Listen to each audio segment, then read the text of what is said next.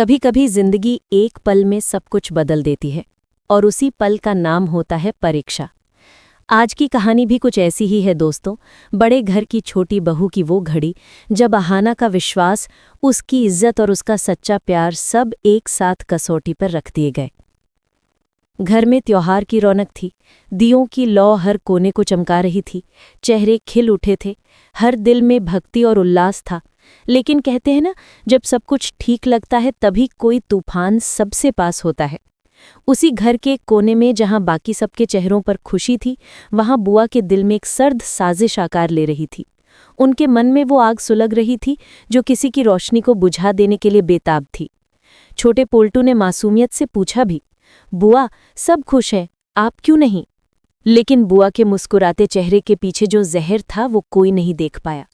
अहाना उस वक्त खुश थी, अपने परिवार के साथ, अपने रिश्तों के साथ, अपनी गृहस्थी की गर्माहट में। लाल बनारसी साड़ी में वो किसी दुल्हन की तरह चमक रही थी। माथे पर बिंदी, मांग में सिंदूर, चेहरे पर मुस्कान, मानो खुद देवी का आशीर्वाद बनकर खड़ी हो। लेकिन किसे पता था कि उसी मुस्कान के पीछे एक ऐसी रात आने वाली है जो उसकी जिंदगी का रुख हमेशा के लिए बदल देगी। जब वो पूजा के बाद थकी हुई बैठी थी, तभी एक अजनबी युवक ट्रे में जूस लेकर आया।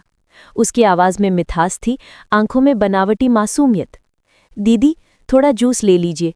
और अहाना ने मुस्कुराकर ले लिया। कौन सोच सकता था कि उस मीठे जूस में किसी की कड़वी नफरत घुली होगी। कुछ ही पल में अहाना का सिर चकराने लगा, कदम लड़खड़ाने लगे और वो जमीन पर गिर पड़ी। घर में अफरा तफरी मच गई। लोग दौड़े, लेकिन किसी को समझ नहीं आया कि आखिर हुआ क्या है। जब सच सामने आया तो सबके पैरों तले जमीन खिसक गई। किसी ने जूस में नशा मिला दिया था। और सबसे डरावनी बात ये थी कि शक की सुई सीधी अहाना पर टिक गई।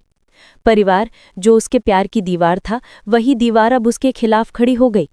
अर्जुन, वही अर्जुन जिसने उसे हर मुश्किल से बचाया था, आज उसकी आंखों में सिर्फ गुस्सा और शक था। किसके साथ मिलकर तुमने ये सब किया? उसके शब्दों में वो अविश्वास था जो किसी भी रिश्ते की नींव हिला देता है। अहाना टूट गई थी। उसकी आंखों में आंसू थे, आवाज कांप रही थी, लेकिन कोई सुनने वाला नहीं था। घर के लोग, रिश्तेदार, सबकी निगाहें जैसे उसे चीर रही थीं। वो चाहती थी कि कोई तो उसके दिल की सच्चाई समझे, लेकिन झूठ के शोर में सच्चाई की आवाज दब गई थी। और तब अहाना ने वही किया जो बहुत कम लोग कर पाते हैं। उसने हार नहीं मानी। वो अकेली निकली अपनी सच्चाई की तलाश में। सोचिए दोस्तों, एक औरत जिस पर पूरा घर शक कर रहा हो, वो अकेली उन गलियों में भटकती है सिर्फ इसलिए ताकि साबित कर सके कि वो बेगुनाह है। दिन रात की तलाश के बाद आखिर उसे वो युवक मिला जिसने उसे जूस दिया था।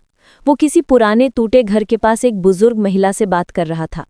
अहाना चुपचाप छिपकर सुनती रही और तभी उसकी आंखों के सामने सच का पर्दा फट गया। वो महिला कोई और नहीं, उसकी अपनी बुआ थी। वही बुआ जो घर में आशीर्वाद देने वाली बनती थी, दरअसल उसी ने ये जहर बोया था। उसने उस युवक को पैसे दिए थे और बदले में अहाना की बदनामी खरीदी थी। उस पल अहाना की आंखों से सिर्फ आंसू नहीं, बल्कि उसके सारे भ्रम बह निकले। उसने समझ लिया था कि कुछ लोग रिश्तों के नाम पर भी जहर उगलते हैं। जब ये बात सामने आई तो बुआ का चेहरा भी रोशनी से नहीं, शर्म से झुक गया। अर्जुन को अपनी गलती का एहसास हुआ।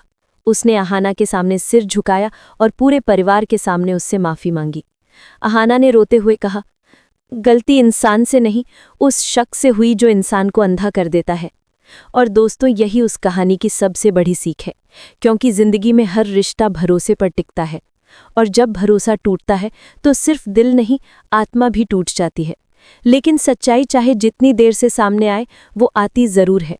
अहाना ने न सिर्फ अपने नाम को साफ किया, बल्कि उस घर को भी एक नया सबक सिखाया कि ईर्ष्या की आग हमेशा उसी को जलाती है जो उसे जलाता है।